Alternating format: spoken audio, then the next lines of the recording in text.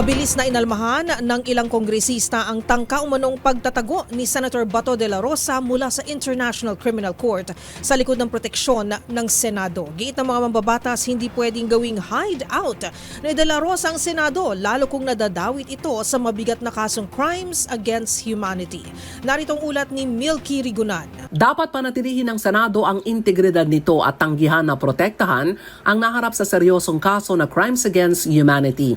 Apela ito ni Gabriela Women's Party List Representative Arlene Brosas sa pahayag ni Senator Ronald Bato de la Rosa na kunin niya ang proteksyon ng Senado para makaiwas sa pag-aresto ng International Criminal Court sa pamagitan ng Interpol.